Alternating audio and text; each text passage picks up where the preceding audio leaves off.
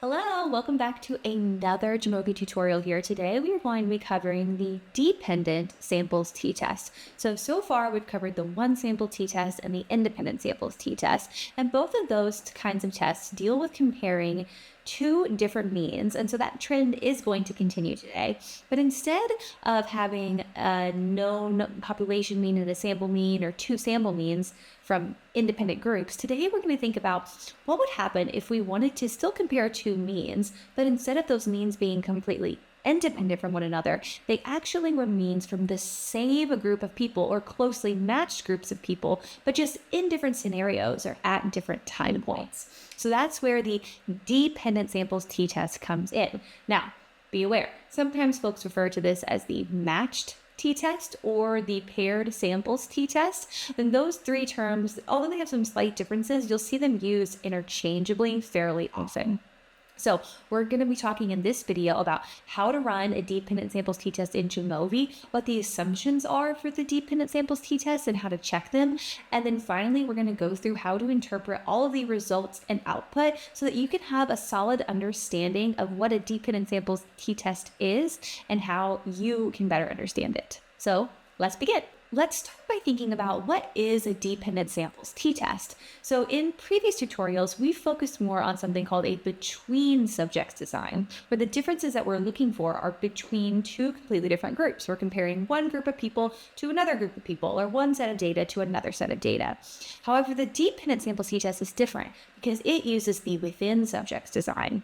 That means that we're looking at differences that are within the same group of participants rather than two completely separate groups. So we're measuring differences within individuals across either different conditions or across time points. This type of analysis is actually incredibly useful because it helps to eliminate the noise that individual differences can cause as a source of variability in the analysis. So since we're using the same people in both conditions, any changes that we see between groups are going to be even more likely due to the experimental manipulation rather than just naturally occurring differences in the individuals.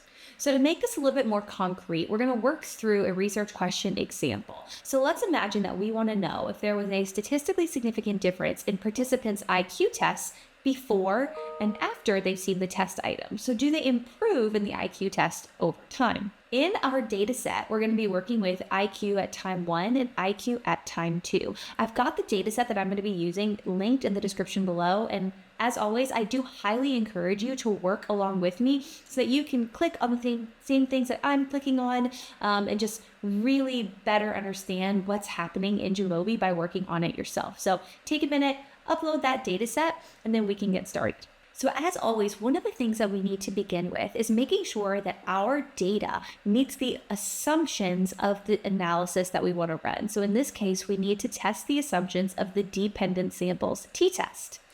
So I'll start with where I always start, which was with the assumption of independence. The assumption of independence states that each of the pairs in the test are going to be independent from the other pairs. So notice that I'm saying pairs and not individual data points. This is called the dependent samples t-test, but each pair of scores should still be independent from the other pairs of scores. And just like with a one sample and an independent samples t-test, though this assumption is quite important, it's typically something that is dealt with in the research design and data collection phases of a study, not as much typically once we have the data in Jamovi. So I want you to be aware of it, but the assumptions that we're going to be checking more in Jamovi are going to be that of normality. Our good friend normality that we've dealt with before if you've watched any of the other tutorials. This assumption states that the dependent variable is normally distributed in the population. We can assess this assumption using something called the Shapiro-Wilk test that we can test in Jamovi. So in this case, because we're working with the dependent samples test, this assumption is stating that the differences between the paired scores, the difference between the IQ at time 1 and IQ at time 2, should be normally distributed in the population. Go ahead and make sure that you have the dataset open in Jamovi. You're going to go to Analyses, t-test, and then you're going to select the paired samples t-test. So once that analysis window is open, you can go ahead and move IQ at time 1 and IQ at time 2 variables over into the paired variables section. Now, we're going to be checking the assumptions first, as I mentioned. So I want you to check the assumption of normality by scrolling down to assumption checks and selecting test for normality, which is going to be the Shapiro-Wilk test. Now, let's take a look at the output. The Shapiro-Wilk test for normality is going to give us back a p-value. That p-value is going to indicate whether we have met the assumption or if we have violated it. If we have violated the assumption of normality, then our p-value from the Shapiro-Wilk test will be less than 0.05. This tells us, like with any other statistically significant p-value, that there is a statistically significant difference between our data and the data that we're comparing it to. The data we're comparing it to using the Shapiro-Wilk test is an ideal normal distribution. So if the Shapiro-Wilk test tells us that we have a statistically significant p-value, that tells us that our data is too different from the ideal normal data. Or in other words, our data are not normally distributed. So we do not want that. So in order to see that we have met the assumption of normality, we need our p-value to be greater than 0.05. If we had violated the assumption, there's a couple of things we can ask ourselves. One, t-tests are robust to violations of normality, meaning that if we did violate the assumption, we don't have to freak out just yet. We can take a look at what our data looks like through examining some kind of plot, or we can also take a look at our sample size.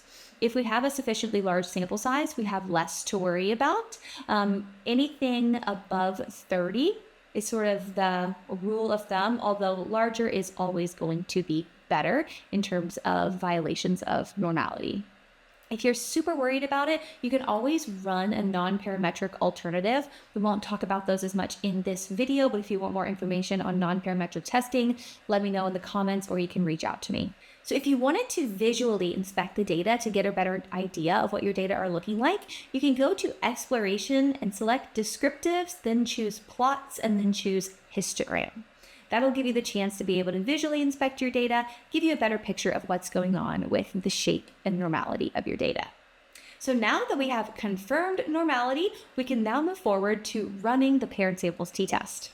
Again, just make sure that you've got your data in the right place. So you want IQ at time 1 and IQ at time 2 to be in that paired variables section. Now under options, you're going to be selecting a couple more things. So I want you to select the mean difference, confidence intervals for the mean difference, effect size of Cohen's d, and descriptive statistics. Now we're going to take a look and interpret those results.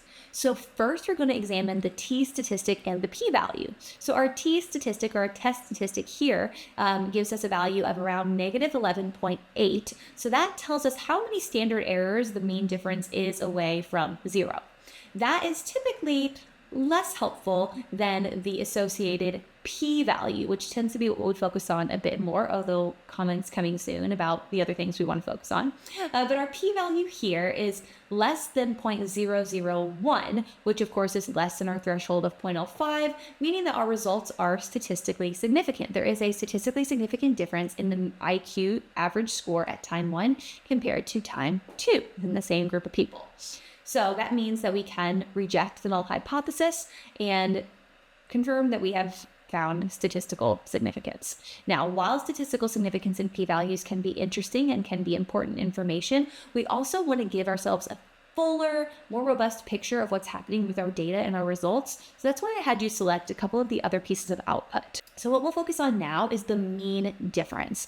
So the mean difference is going to actually give us the difference between the means at the 2 time points. So our mean difference here is around negative 5.07, meaning that on average, participants' IQ scores increased by about 5 points after exposure. So since the difference is negative, that indicates that the time 1 scores were lower than the time 2 scores. We also asked for a confidence interval associated with that mean difference. So the 95% confidence interval for the mean difference ranges from anywhere from 6.2 to 3.9. So the mean difference is just an estimate, which means that there's going to be error associated with it.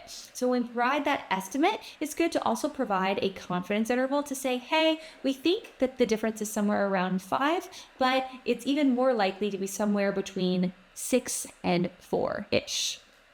So now I also want us to take a look at that Cohen's d effect size. The Cohen's d effect size is the effect size that we typically use for comparing two means. Cohen's d effect size is also known as the standardized mean difference effect size, meaning that it's in standard deviation units. The rule of thumb is that a Cohen's d effect size of 0.8 and above is considered to be large. And here we have a Cohen's d effect size of around 0.965. So we can indeed say, yes, we've got a statistically significant difference. The difference is around 5 IQ points. And that difference is considered a large difference if we look at the Cohen's d effect size. So that again gives us a much fuller picture than what just p-value alone can give us, a much better understanding.